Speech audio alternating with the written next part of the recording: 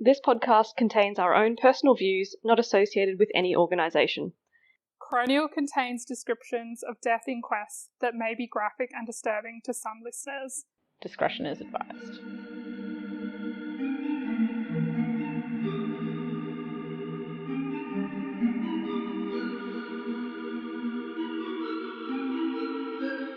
All three skydivers lived in Mission Beach and were well known to the area. The APF concluded that Peter and Kerry collided with Toby as Toby's main parachute was prematurely deploying. Part of the job of a camera fly is to get close to the tandem pair. Which is exactly what Toby did, right? Exactly. There was a reason he was so close to them, but he shouldn't necessarily have been directly underneath. It was unanimously acknowledged by all of the witnesses that Toby was professional and safety conscious when it came to parachuting.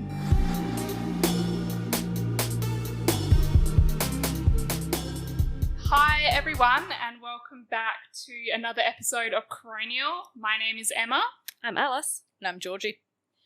So next we're going to have a closer look into the circumstances of the deaths.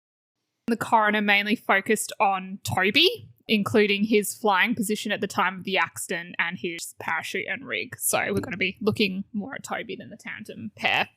As there was no video footage of the actual collision, and there was also no reliable witnesses of the collision that saw it, up close or anything like that, the coroner considered the evidence of a number of experts in order to make findings on the specific circumstances.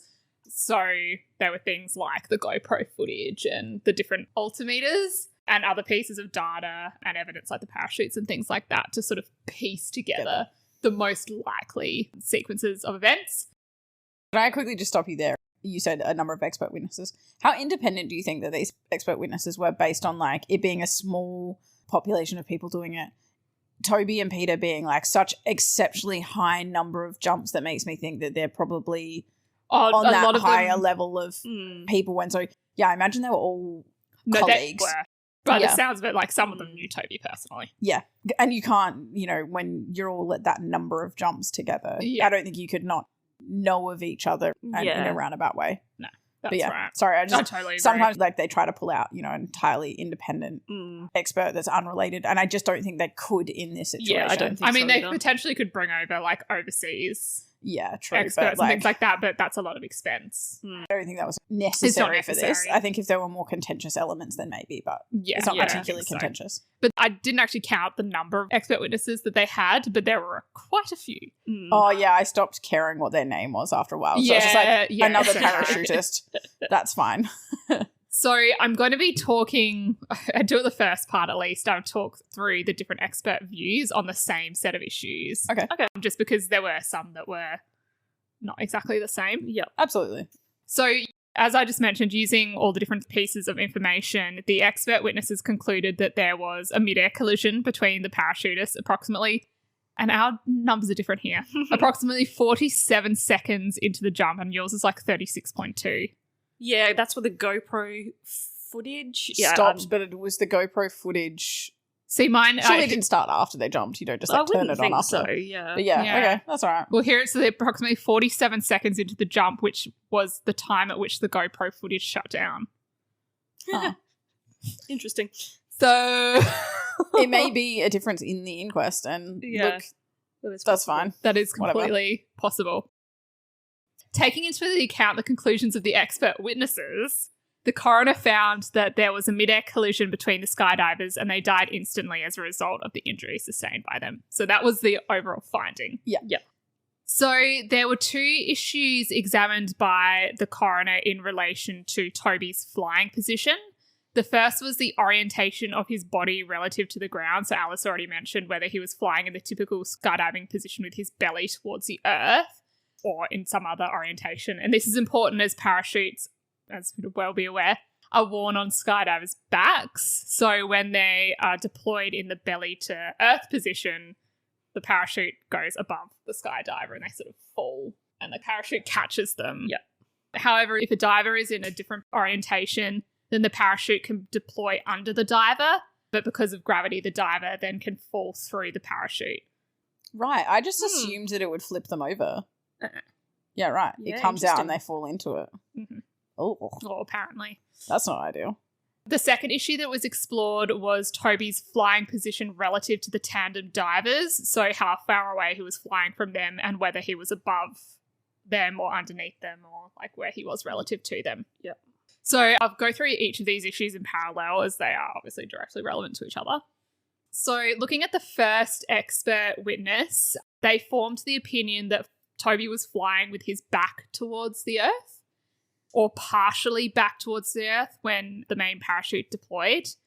He also concluded that Toby was directly below the tandem pair facing upwards towards them, possibly to watch their deployment. So that basically the tandem pair were facing down in the belly to Earth position and he was looking straight back up at them. But he was potentially doing that from a professional point of trying to figure out how they were deploying their parachute. They don't know. It's all theorizing if this is actually what happened first of all. But like there wasn't evidence that Kerry was going on to be a more professional or No, frequent skydiver. This This was was a birthday present. Yeah, okay. And she knew Peter, so she decided to do it with him. Yeah, okay. Yeah, no one went into, like, this was standard process to watch Yeah, he someone, wasn't doing it like an instructor perspective. No. Okay, No. sorry. And again, we don't actually know if that's what he was doing. Yeah, sorry. This is all just He could have just theoretic. been waving, but could you have, I don't know how quickly you could like turn over. Could something have happened to them that caused him to look up? Yeah. No, we don't know. But I don't know how quickly, and I assume there's not a lot of noise that you're hearing. No, there wouldn't So you wouldn't be, have no. been able to know what they were doing if they were above you. Yeah, and Anyway. like even the GoPro footage, you can't hear anything. Yeah. So in this, again, theoretical case that these skydivers were facing each other, so to speak, as they were falling, Toby would have still been descending as the parachute was unfurling, so he would have been going in an upwards direction relative to the tandem pair who had not deployed their parachute. Yeah. Yeah. Because he was falling at a slower slower rate. velocity than Yes, they were. Yeah. Correct. So this expert came to the conclusion that Toby was directly below the tandem divers based on their injuries and the damage to the main parachute that suggested they made contact with each other with the parachute between them. Yeah. So the only possible explanation for that type of contact would be that Toby was directly below them. So basically, he's on his back, the parachute's unfurled below him, he's fallen through the parachute, so the parachute's gone above him, those divers are travelling faster, And they've fallen on top they've of the flattened. parachute and He's below it. he's Yeah. below it. Which also makes you think they probably didn't actually see No. each No, other. I don't think Like, they they would have would've. seen the parachute, Yeah. but they wouldn't have actually Yeah. seen But they each would have other. known that they were going to collide. Well, not Well, for collide a with very the parachute. yeah, for a very Mm. brief second. At least. But they also, wouldn't he's have always known. going to be vertically below the parachute. Yeah, but I would assume the parachute's. Big. Quite Yeah, they large. went through the center of it though. So that's the opinion of the first. Or Expert. one of the experts. Yeah. So the second expert explained that in the back to earth position, a diver's pack has been exposed to more force and wind than it usually would be in the belly to earth position, obviously, because it's breaking the wind directly. So any defect or looseness in the pack is more likely to cause the pack to deploy. So he explained that this is also the case if the diver is in the vertical position as well. So if they're flying either feet down or head down, Right. then there's also more wind pressure I couldn't on the imagine pack anything more terrifying. than Me flying face neither. down or head down. Yeah. So Any of jumping the out of the positions plane in the really, first but place? being vertical also sounds really terrible, Yeah. both head first and feet first. Yeah. So this witness concluded that it was not possible to determine Toby's position immediately before the deployment of the parachute, but concluded that the early deployment of the parachute was more likely to occur in either the back to earth or vertical position. So he couldn't say conclusively. And I think, does that matter particularly? Either way, he was not in the standard belly to earth position. Mm. It doesn't, but in terms of, again, what we were talking about, like why was he Doing trying that. to interact with them potentially if he was in the back? Like, it's that more like why than it is like the factual. Yeah. Yes and no, findings. but like how easy would it have been to determine that they were directly above him either? Like in that period of time, he's done his relative work with them and then he's moved away and he has ended up below them because they're going slightly slower because of their drogue. How easy would it have been to determine that he was directly below them? I think it was mainly the damage to It was the the damage to parachute. the parachute. No. For him, while he was doing Oh, it. yes. How, yeah, he like, may not. Yeah. You know, I can see that actually could have happened quite accidentally. Yeah, maybe that is why he was in the back to earth position, because he was like, oh, I better Shit, check where did where they go? are Yeah. so that I'm far enough away from them. But in the process of doing that, it caused his Parachute parachute deployed. to come out. Yeah. Yeah. I just Again, think when if you're he working was in that the close back to earth together, position, we don't know that. yeah, We don't actually know that happened. or he was just vertically having a good time and then didn't realize he was below them because, you're free falling at hundreds of kilometers an hour and you've just interacted with them. But I can also see why, therefore, there should be lots of regulations about once you then stop working together, you need to get as far horizontally apart as you can so that that's less likely to occur. Yeah. Mm-hmm. And I think that is the general Consensus. way that you do it. Yeah, you do the relative work pretty quickly and then you get back away. Yeah. I don't know. Yeah. I couldn't figure out how you actually got it moved away from each other, though. Do you just, like, push off from them, or...? I honestly don't know how skydiving works. I've seen like footage of skydiving, and when they like come together and then they go away. When they let how? go, though, they kind of just go. Yeah, I think, and I don't know how. There must be some sort of force on or them. movements once you have learnt enough skill to know if you lift your right leg, it's going to I'm just move picturing you in someone like said direction. swimming. I was going to say it's probably velocity. not different to like kneeboarding or wakeboarding or whatever in terms of, you're manipulating the water in a certain way to move. Yeah. It's the same. I'm sure it's a similar concept. You move your weight a certain way and it's going to move you through the air in a certain way. So the rest of the witnesses concluded that Toby was also flying directly below the tandem divers before the main parachute deployed. That was fairly unanimous among the expert witnesses. So the next thing that the coroner explored was whether Toby's position underneath the tandem divers was intentional or not. So there's an industry standard that one diver should not fly directly under another. And because of Toby's extensive experience, it is likely that he would have been very aware of this requirement. So a number of the experts theorized why and how Toby would come to be flying underneath the tandem divers. All of them agreed that it is possible when maneuvering into a different position that a diver might inadvertently find themselves underneath another diver. Practice would be then to move out of that position straight away as soon as you realised that you were doing it. And some of them even mentioned that they'd found themselves in that position before as well. Yeah, I just think that it probably isn't that difficult. Uncommon. And No. When you're working closely with other people. And when you're doing that many dives a day as well. True, yeah. Yeah. And so it's unanimous amongst the experts that it is possible to accidentally end up flying under another diver. Those who knew Toby or of his experience noted that he would have not intentionally flown underneath the tandem divers. Yeah. So again, that takes sense. out the theory of him just wanting to look at them or wanting to just watch them. But for me, that doesn't comes make back sense. to that, like, so yeah, it can inadvertently happen, but yeah, we haven't clearly, like, based on this inquest, it hasn't happened so many times before that they're like, yeah, that happens and these things. Yeah, and so just that split second stuff for me is still just Well, even from this crazy. inquest, we do find that, divers do accidentally find themselves flying underneath other divers. But Like, yeah, that they're- doesn't seem to be an uncommon but their parachute thing. doesn't accidentally deploy at the same time. Yeah, that's correct. Yeah. Sorry, That's that was the bit that I was getting out of, like, Yeah. so it happens not uncommonly, and yet we don't end up with collision accidents frequently. That's right.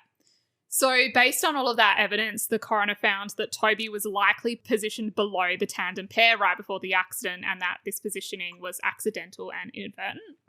He did not make a formal finding on Toby's orientation, but did state it was more probable than not that Toby was either in the back to earth or vertical position, although it could not be concluded which one. They made a lot of fuss over it, and I'm like, does it really matter? The outcome probably would have I been think the same. like just people who are very factually minded, which coroners are, Yeah. it's probably like, I would like to know. Yeah. But it doesn't matter. The parachute accidentally deployed no matter which orientation he was in. I think, and also back to earth, there's probably more force on the Agreed. container. On the container, So there's yeah. probably like slight differences, but at the end of the day, he was not in the typical flying. The forces were enough Exactly. that it deployed. Mm-hmm. So the next issue that the coroner considered was the deployment of the parachutes.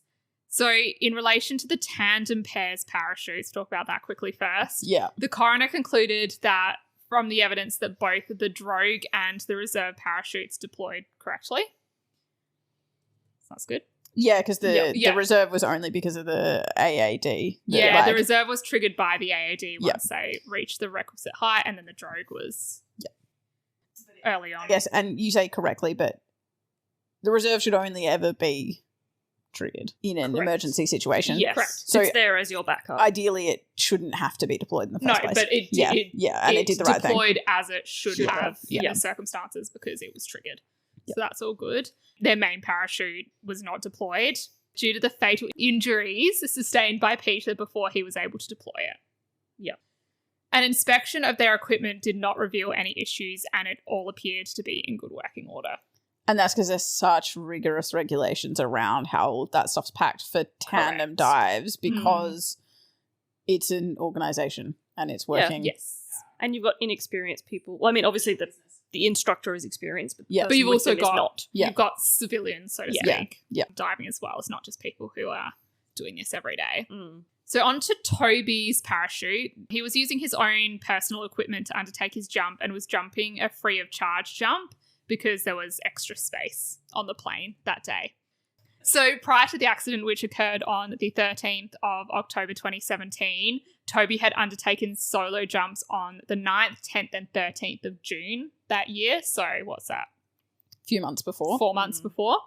There was no evidence to suggest that Toby was using different equipment to the equipment that he'd used in the fatal jump on those occasions. So, between 24 September 2017 and the date of the fatal jump, which was a period of about 14 days, records show that Toby jumped 7 times. Each of those jumps, except for the last one, were tandem jumps. So he was using different equipment. Not the Yep. equipment. And he was Which was mandatorily required by the organisation he worked for, right? Presumably, Yeah. if you're doing a tandem I jump, think so. you It have has to be packed using... by their... Yeah. Yeah, and he would have been doing those jumps as part of his job as Yeah. an instructor. versus his own solo dive. Yeah, that's right. When you go back to, like, they did try to interrogate jump logs because Oh, every yeah. diver does need to record every jump that they make as per the APF regulations. Yep.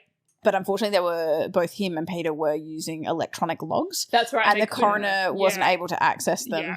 due to various regulations, but they only required a minimum amount of Which seems information really to redundant, the doesn't it? Like, well, if, just the Point of date having it. yeah. they required, the minimum type of descent, and I'm like, from a plane? I don't know what that means. Not base Um, jumping. I assume type of descent is like solo versus tandem, Yeah. but also I was just like, That could be the clearer. sky, the date, the location, and the exit height. And I don't, like, for me, Right. I'm like, why are those 4 things necessary? Like, what's the importance of those 4 items? When you're starting out, they kind of implied that you might record the parachute you use and Mhm. more information. Or But even because like the wind speed or like environmental factors. But if you're Yeah. jumping 5 or 6 times a day, nah. Yeah, You're yeah. not So- recording so that that- every single time. that's what they said, because Peter and Toby had jumped So many thousands times. of times, Yeah. they would have recorded those 4 minimum as per the requirement for the regulation, which, again, if you're using an electronic app, I'm sure you just literally, like, repeat from last time, because Yeah, because it is all the of their same. jumps were the same because they're working. Yeah, except for obviously the solo sports jump. But because they couldn't interrogate and because the information of what parachute he was likely using couldn't be determined, the coroner essentially was like, we didn't bother trying to get the jump logs because they wouldn't have told us enough. Like, No, any more they wouldn't have information given than us we've known anything. anyway. Yeah. But that he had been jumping at that particular location, that particular drop zone, since the December 2016. So they think that he probably had been using that same parachute that whole time, Yeah. Mm. whenever he'd done solo jumps. Yep. Yeah. But we just don't know how many solo jumps he necessarily did in that period of time. No, but we do think that the last solo jump that he did Was in prior- June. So Yeah, it was on the 13th of June, so exactly 4 months. it sounds like then he wasn't doing a lot of solo jumps. No, not in Oh. comparison. Yeah. He was doing a lot more tandem. Yeah. Which makes sense. I mean, That's if his employment. His employment. Yeah. Yeah. So, turning to the likely order of events of the deployments, the coroner pieced together the most likely sequences of events based on the evidence provided, including from the experts. So, I'm not going to cover the views of all the witnesses because they're pretty much the same. I'll just go through like the most likely scenarios out of that the coroner sort of stuck to. So, as Alice has already mentioned, Toby jumped out of the plane 1.2 seconds after Peter and Kerry. There was a plan to undertake relative work between the parachutists. As already discussed, it is more likely than not that Toby descended vertically below the tandem pair and that he was either in the back to earth or vertical position, which would have changed the forces on his rig. This change in forces caused the deployment of Toby's parachute. There was some discrepancy between the experts on the exact sequence of deployment, but the coroner found that Toby's main parachute prematurely deployed at the precise moment he was directly below the tandem pair, causing the collision. Yeah. Toby's reserve parachute then opened as a result of the collision, probably due to the reserve handle being dislodged when the tandem pair came through and collided. Yep. This finding was based on the GoPro footage in which there is a reflection in Peter's sunglasses, which showed red across the middle of his sunglasses, which is possibly the early stages of deployment of Toby's main parachute, which was red. There was also a white dot in the sunglasses prior to the red image, which some experts suggested could have been the reserve parachute deploying out of sequence. However, it was more likely a reflection of Toby himself. Oh, okay. In the sunglasses. Yeah, right. So the damage to the rig and main parachute also indicate that the parachute deployed first. The tandem pair fell through the parachute, which damaged the reserve handle and caused the reserve parachute to deploy, which you guys corrected me before, so thank you. I did have it correct. You got that. But again, just the chances of it accidentally. And look, it helped him not fall to the earth quite so quickly, so like could have been worse. Yeah. But the chances of the reserve getting pulled, that also to me just seems insanely unlikely. But I feel like but it would have been pulled unlikely, yes, but with the amount of force that they collided with, you wouldn't normally have that level of force. And so I can understand why it did, but yeah, and I mean the reserve parachute didn't have any impact on anything. No, but it helped slow him. Yeah, I mean, but it would have been triggered anyway.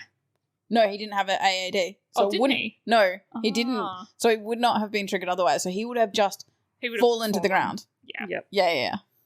Potentially injured someone else. Yeah, that process. Yeah, because of the velocity of it. Yeah. So although all of this is happening, it's also important to know that all of this happened like within a matter of seconds. Yeah. It was a very quick sequence of events, so it wasn't. And that's what made it so hard to determine exactly what happened. Right? So next, turning to the compatibility of the parachute and the main container. So the coroner went through whether the parachute was too small for the container and whether this caused the premature deployment of the main parachute. So a parachute that's too small for a container means there's lack of sufficient tension in the container and the closing loop, which may cause failure. So according to the witnesses, downsizing the size of a main parachute to a smaller and therefore smaller chute is common among skydivers as they gain more experience. So obviously it's one of those things where they start with a bigger parachute and as they get more experience, they move on to a smaller parachute. And I think that's because it makes you go faster. Fair. Yeah, that so would make if you sense. want to go faster, then you have a smaller parachute. Yeah, is there a comfort thing? Is there a control thing? Yeah. So Toby was using a Racer brand container. The manufacturer's recommendations warned that packing the wrong size canopy, which is the same as a parachute, into the Racer could increase the likelihood of a premature pack opening if the canopy is too small. Guidelines were provided regarding the cubic inches required for a specific container and which size container should be used for a specific canopy. So Toby was using a Velocity 90 parachute. The guidelines for this parachute noted that it's important to ensure that the bag is the right size for the canopy and the right size and shape of the container that has been used. The minimum volume for Toby's Racer container was 135. I'm assuming that's cubic inches, but they didn't actually specify the metric measurements. Excellent. I think mine talked about square feet. Square feet, but that's 135 different. Is not correct for square feet. Oh, I'm thinking about the parachute. Yeah, that's not the container. Yeah, no, this is the container size. I think it's the container is the size of the parachute. I think it's I would say inches. Sure. It's probably more the case, but yeah, they didn't specify the unit of measurement. This becomes relevant to mine as well, though, because it just makes it so much more complex when you're trying to figure out how to pair them. Yeah, so the container was 135, we assume cubic inches, and the Velocity 90 packed up like a 107.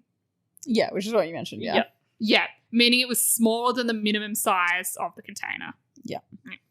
So apparently experienced skydivers would be able to tell when their pack is too loose. Various experts were asked to handle and examine Toby's rig for the inquest. So they actually went and packed up the actual parachute, etc. So it wasn't so damaged that they couldn't repack it and all that kind of stuff. Yeah. Okay. So while all agreed that there were many variables in how a diver may pack their pack, which may impact the size of the pack within the container, you roll it a slightly different way and it's going to be slightly larger or smaller. Most agreed that there was more room within Toby's pack than they would ordinarily be comfortable with. One of the witnesses explained that there are 3 elements that, when combined, make the parachute secure within the container. The most important of these elements is the tension closing loop, or the tension of the closing loop.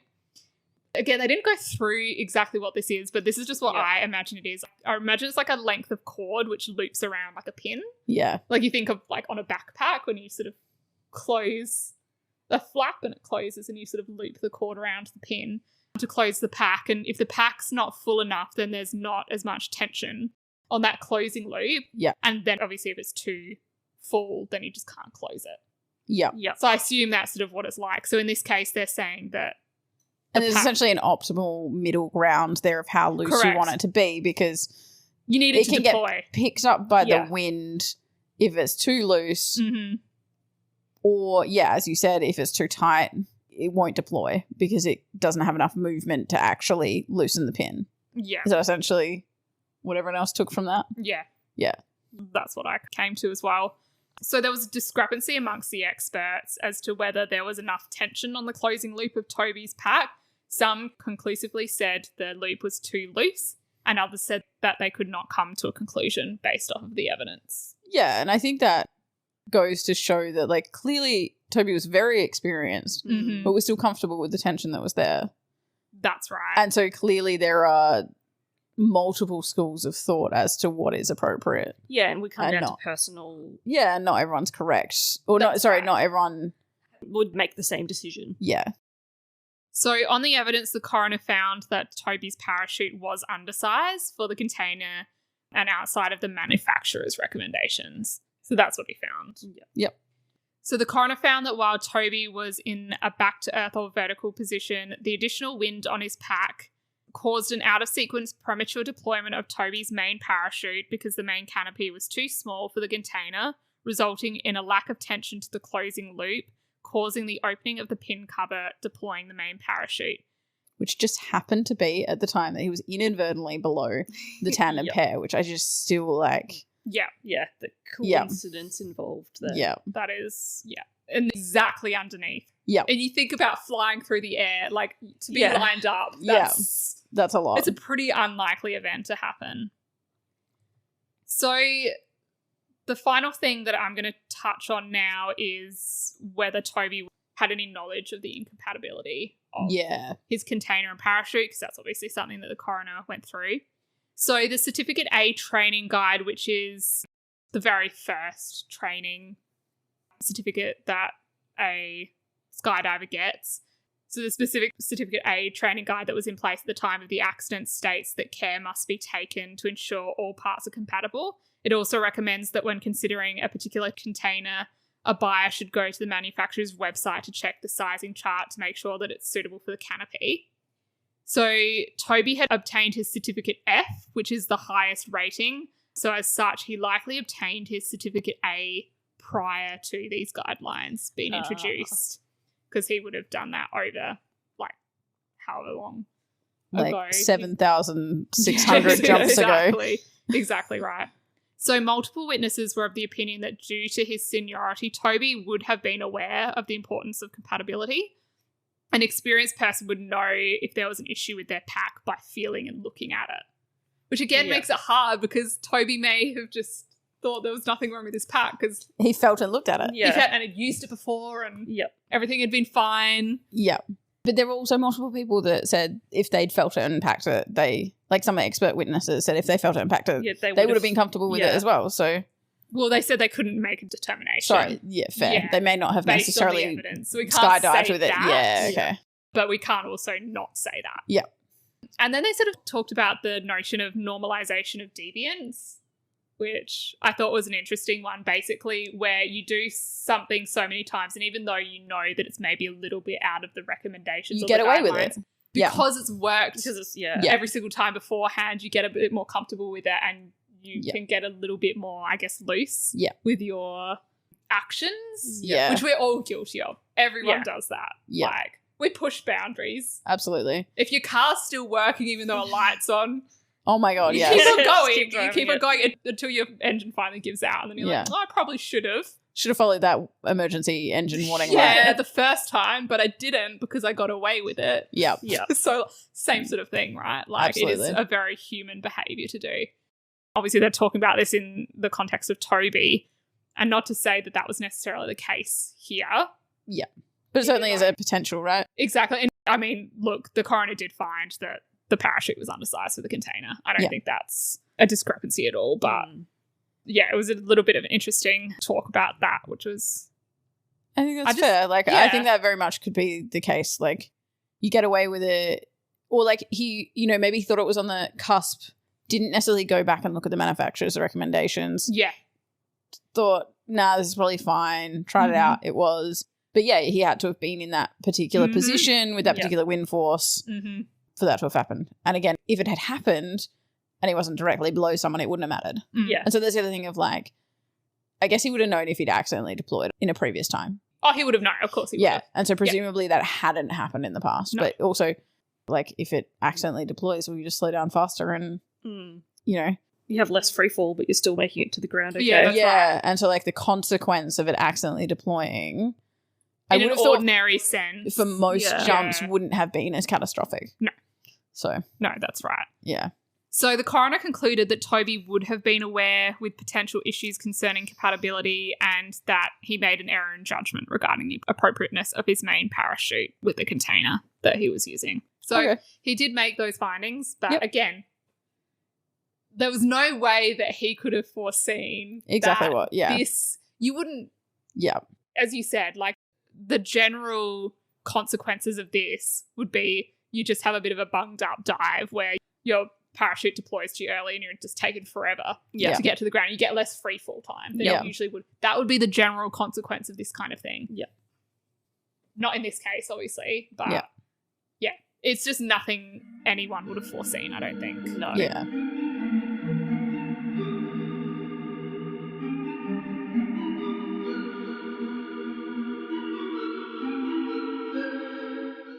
That would have been the ideal time to pick up on the closing pin, change of pressure.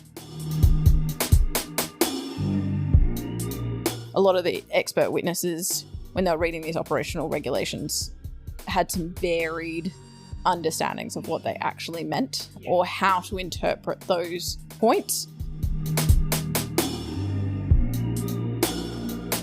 So, like, I can understand why Toby wasn't able to necessarily figure out whether his pack was compatible.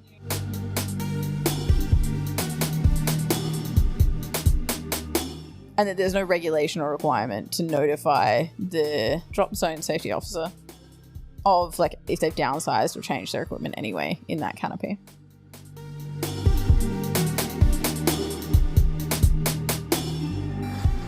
Kerry's family actually requested that solo sports divers be prohibited from undertaking relative work with tandem skydivers.